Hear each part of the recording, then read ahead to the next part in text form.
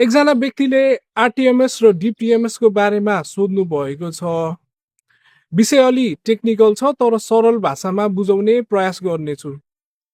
र आरटिएमएस र डिपिएमएस मेसिन्सहरू depression, OCD, चुरोटका लत जस्ता मानसिक समस्याहरूमा प्रयोग हुने मेसिन्सहरू हुन्।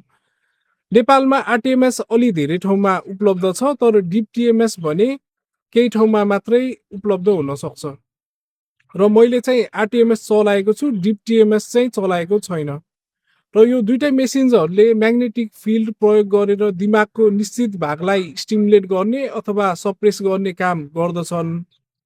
र दिमागमा डाइरेक्ट करेन्ट लगाउने अथवा झट्का दिने दुईटै मेसिन्सले गर्दैनन्। र डिपिएमएस अलि नयाँ खालको टेक्नोलोजी हो र यसले आरटिएमएसमा भन्दा दिमागको अलि भित्रसम्म र फराकिलो क्षेत्रमा काम गर्न सक्छ। त्यसैले केही कम्प्लेक्स केसहरूमा यो अलि बढी उपयोगी हुन सक्छ। तर दिमागको भित्रसम्म काम गर्ने भएकाले र अलि फराकिलो क्षेत्रमा काम गर्ने भएकाले यसको साइड इफेक्ट र सिजरको जोखिम चाहिँ आरटिएमएसकोमा भन्दा अलि बढी हुन सक्छ।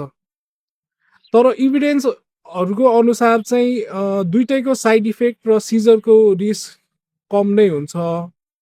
र कुन राम्रो भन्ने विषयमा चाहिँ दुईटा बिचको प्रत्यक्ष तुलना भएको स्टडिजहरू कम नै छन् र ओभरअल इफेक्टिभनेस उस्तै उस्तै नै देखिन्छ। र जसरी कागज काट्न कैँची बढी उपयोगी हुन्छ र दाउरा काट्न बन्चरो बढी उपयोगी हुन्छ, त्यस्तै कुन मेसिन प्रयोग गर्ने भन्ने कुरामा चाहिँ तपाईँको समस्या के हो, तपाईँको डक्टरले दिमागको कुन भागलाई टार्गेट गर्न खोज्नु भएको छ र तपाईँको सहरमा कुन चाहिँ मेसिन उपलब्ध छ त्यसमा पनि भर पर्छ। र इन्टरमिडिएट थेटा ब्रस्ट भनेको चाहिँ म्याग्नेटिक पल्स फरक तरिकाले दिने नयाँ पद्धति हो र यसले गर्दाखेरि चाहिँ 40 मिनट लाग्ने डिप्रेसनको आरटिएमएसद्वारा गरिने उपचार लगभग लगभग 3 मिनट अथवा 4 मिनट जतिमा नै हुन्छ।